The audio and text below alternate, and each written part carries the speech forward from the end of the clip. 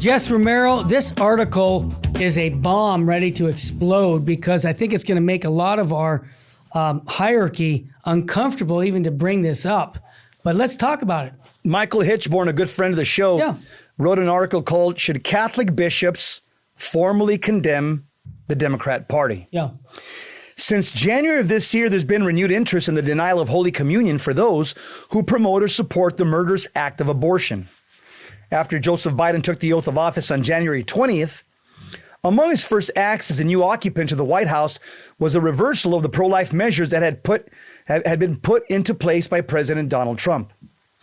Since that time, renewed debate has heated up among the bishops as to whether or not Biden and other such self-professing Catholics should be denied Holy Communion in accord with Canon 915 of the Code of Canon Law, which states, "Those who have been excommunicated or interdicted after the imposition or declaration of the penalty, and others obstinately persevering in manifest grave sin, are not to be admitted to Holy Communion." Pretty clear. Pretty clear. Yep. Most recently, Biden declared that he does not believe the church's teaching that life begins at the very moment of conception, meaning the very moment egg and sperm are united. This is a teaching based not on revelation, but on science. But the current debate on the long-standing issue of denying Holy Communion to Catholic politicians who vote to enshrine abortion as a right in this country may be ancillary to a larger issue, the subordination of religion to the state. Over the course of the past century, the Catholic Church has clarified matters on certain political principles, such as rerum novarum, on capital and labor, on centesimus annus, on the Catholic principles of the free market. Furthermore, at least two political movements were fully condemned, and Catholics were forbidden from supporting or joining their ranks. In 1931 and 1936, respectively, Catholics in Germany and the Netherlands were forbidden from joining the Nazi Party. In 1949, Catholics throughout the world were forbidden from joining the Communist Party. Each of these condemnations came with a formal declaration that such individuals were cut off from reception of the sacraments. Listen to this one brave, courageous bishop. Yep. On the 30th of September, 1930, Bishop Ludwig Maria Hugo, the Bishop of Mainz, Germany, issued a set of 3 directives regarding the Nazi Party. Here they are. Number 1, it is forbidden for every Catholic to be part of Hitler's party. Number 2, members of Hitler's party are not allowed to take part as a party in funerals or other similar functions. Number 3, as long as a Catholic is enrolled in Hitler's party, he cannot be admitted to the sacraments. Pretty clear. Oh, yeah.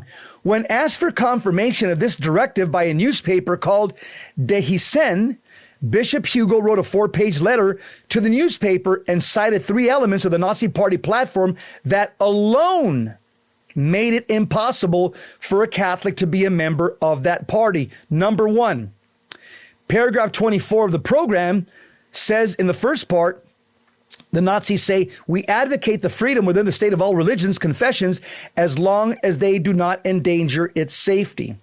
The second paragraph of the Nazi platform, paragraph 24, says in the second part, "We ask for the freedom in the state of all religious confessions, since they do not, however, run counter to the morality and moral sense of the Germanic people." Section 24 says in the third part, "The party as such stands for a positive Christianity without, however, binding itself to any particular religious confession." So Terry, they just kind of like played lip service to Christianity. And Jesse, what I like about this is that these were bishops who really understood the responsibility of their role as a shepherd. You know, the world, it says in this article, the world is now fully aware of the lying, the thriving, and the murderous programs of the Nazi Party. Yeah, but they spoke out of both sides of their mouth. That's exactly. But in 1930, those actions were not yet manifest.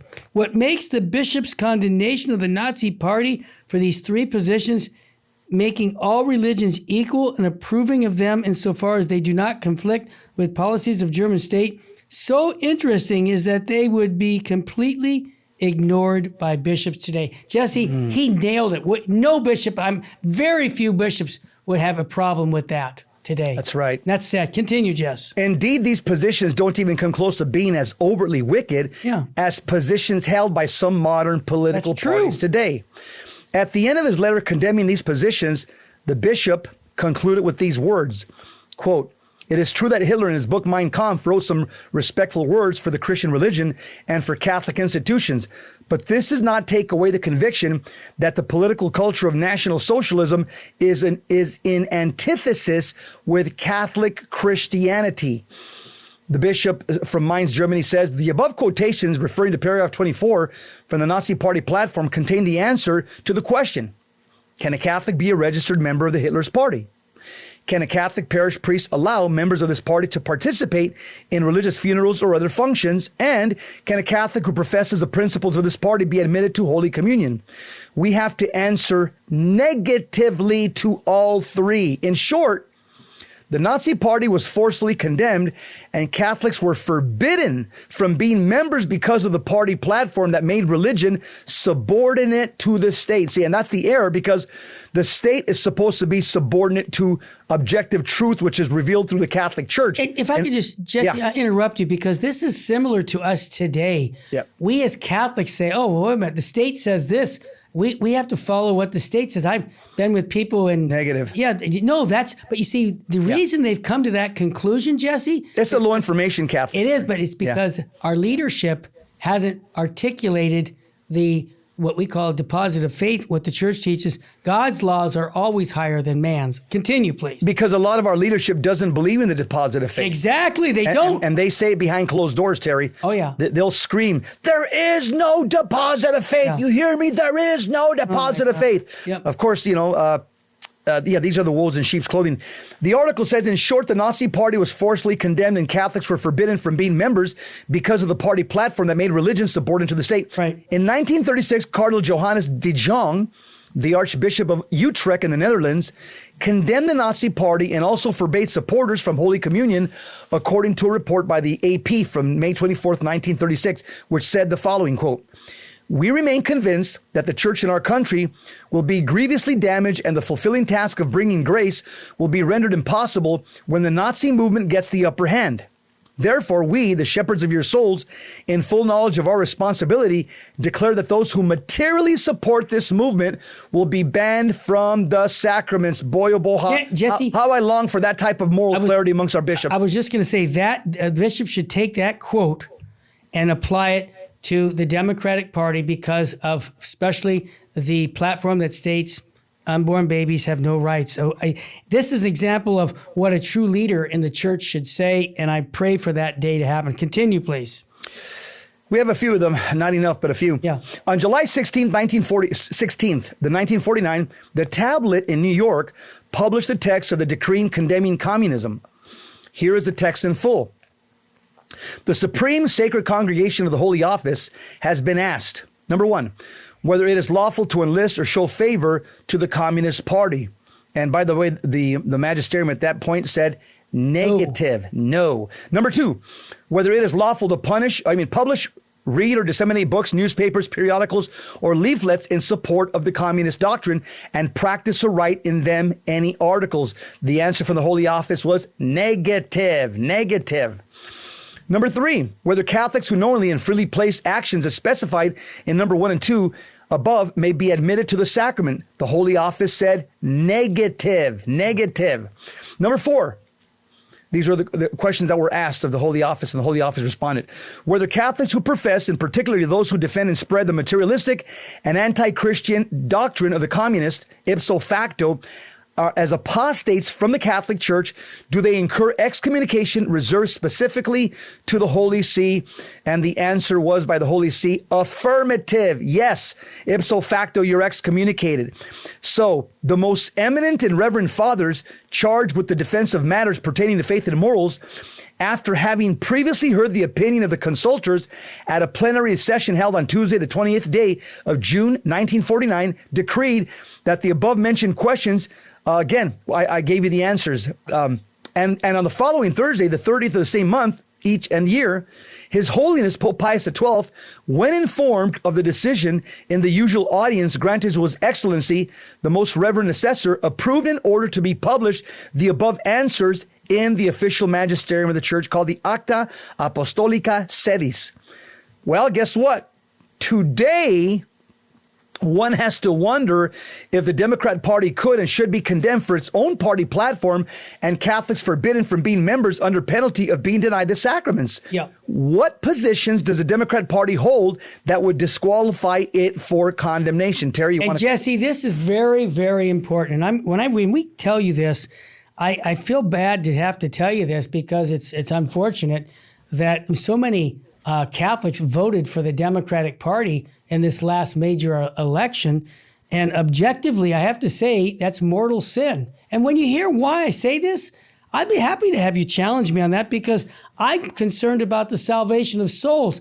It appears we're going to talk about this, it appears to me that many of our shepherds don't want to give that leadership because 50% of their budget comes from Democratic lawmakers. There you go. Bingo. And follow the money. So when we come back from the break, Jesse, I want to really hit this, but I also want to mention a couple things. We're going to have a day with Fulton Sheen on October 14th here at the Sacred Heart Chapel. Mark your calendars. We're going to be talking about how we can help get Bishop Sheen beatified and get the word out by expressing our support to the Holy See to get him beatified. There's no reason why he's not other than political, and that's not good enough. Also, I want to remind everybody, later this month, August 28th and 29th and 30th, we're having 3 days of reflections on the Opus Angelorum, the work of the holy angels. We have confessions at 5:30 starting Monday, the 28th. Mass, we have conferences. It'll be a good exercise for everyone to do. And also, Jesse, our good friend, John, let me make sure I got, in Ohio, there's a big event going on. John Yep. And I want to make sure I give it a plug. I thought I had it printed out. It's a rosary rally to try and protect the unborn. And that's going to take place, I think it's on the 4th or 5th. Yeah, this Sunday, and also mutilation of children. Yes. What the left in Ohio is trying to. There it is. It's a red state. They're trying to make it little California. They're trying to follow Gavin Newsom, and Catholics are out there standing up. They're expecting, Terry. John Yep told me yesterday. It looks like they're expecting 10,000 Catholics to go pray. Well, good. Yeah. And you know who's coming? Are you ready? Jim Caviezel. Yes, and a couple other big names. I mean, oh my gosh. So I want everybody to know. General Flynn. Flynn will be there, and also Abby Johnson. Abby Johnson. All this is great news because Catholics are standing up for the faith. Wow.